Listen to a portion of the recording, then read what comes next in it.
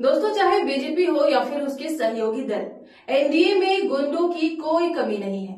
इनकी राजनीति ही खून से सनी है। हत्या, यौन शोषण, जातिवादी विचारधारा, इन सब आरोपों से लिप्त नेता ही एनडीए में शामिल होते हैं। अब अगर आप कहते हैं कि ऐसा नहीं है, तो देखिए इस रिपोर्ट को। सोशल मीडिया पर इन दिनों जेडीयू विधायक गोपाल मंडल का एक वीडियो तेजी से वायरल हो रहा है, जिसने बिहार से लेकर दिल्ली तक की राजनीति में हड़कंप मचा दिया है। इस वीडियो में एक रिपोर्टर उनसे सवाल करता है कि उनकी गोली से चाहे वो क्रिमिनल हो या आम आदमी कितनी जानी गई है। विधायक मंडल का जवाब सुनकर कोई भी दंग रह जाएगा। वो कहते हैं कि आप हदस जाइएगा, मतलब कि घबरा जाइएगा, अगर आपको पता चल जाए कि हमने कितनों को मारा है। लेकिन फिर वो आगे कहते हैं कि ये सब सवाल अभी मत पूछिए, कहे कि अभी हमको चुनाव लड़ना है। गोपाल मंडल का ये बयान न सिर्फ चौंकाने वाला है, बल्कि ये बिहार की कानून व्यवस्था और सत्ता में बैठे लोगों के अहंकार पर भी बड़ा सवाल खड़ा है। सबसे बड़ी बात है कि गोपाल मंडल को बिहार के मुख्यमंत्री नीतीश कुमार के पसंदीदा नेताओं में गिना जाता है।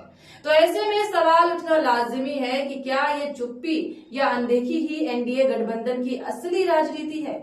क्या एनडीए को चुनाव जीतने के लिए ऐसे बाहुबलियों की जरूरत है जो खुद खुलेआम हत्या जैसी संगीन वारदातों का दावा करते हैं? दोस्तों, ये पहली बार नहीं है जब एनडीए के किसी प्रभावशाली नेता ने इस तरह का कबूलनामा किया है। इस फहरिस्त में दूसरा सबसे बड़ा नाम है बीजेपी के पूर्व सांसद ब्रजभूषण शरण सिंह का, जिनका इतिहास पहले से ही गुंडे, बाहुबली और महिलाओं के अपमान के आरोपों से भरा है। ब्रजभूषण शरण सिंह ने तो 2024 के लोकसभा चुनाव के दौरान खुले मन से दावा किया था कि उन्होंने एक व्यक्ति को गोली मार दी थी, जिसने उनके एक दोस्त की हत्या की थी। यह दावा उन्होंने एक बार नहीं बल्कि कई बार किया है।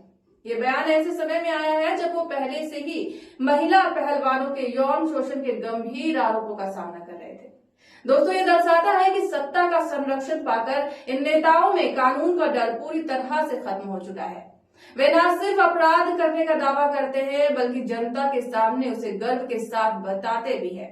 लेकिन क्या आपने कभी किसी बीजेपी के नेता या फिर एनडीए के नेताओं के मुंह से सुना है इन दोनों नेताओं पर एक्शन लिया जाएगा? गोपाल मंडल के मामले में नीतीश कुमार की अगुवाई वाली बिहार सरकार ने कोई ठोस एक्शन नहीं लिया और न ही एनडीए गठबंधन की तरफ से कोई निंदा या स्पष्टीकरण आया है।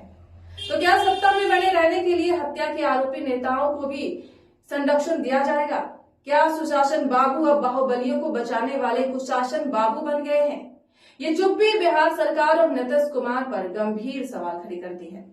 तो वहीं ब्रजभूषण शरण सिंह के मामले में यूपी की बीजेपी सरकार और सीधे तौर पर मोदी सरकार की चुप्पी और धुलमुल रवैया भी जग जाहिर है।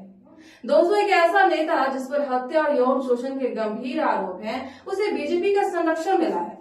ये साफ दिखाता है कि प्रधानमंत्री नरेंद्र मोदी के नेतृत्व वाली केंद्र सरकार और यूपी की योगी सरकार कानून के राज की सिर्फ बातें करती है, लेकिन जमीनी हकीकत ये है कि वो गुंडों, बाहुबलियों और हत्यारों को पाल पोस रही है, बशर्ते वे उनकी पार्टी और गठबंधन का हिस्सा हो। इन मामलों से स्पष्ट होता है कि एनडीए गठबंधन अब नेशनल डेमोक्रेटिक अलायंस कम और गुंडों का गठबंधन ज्यादा नजर आता है।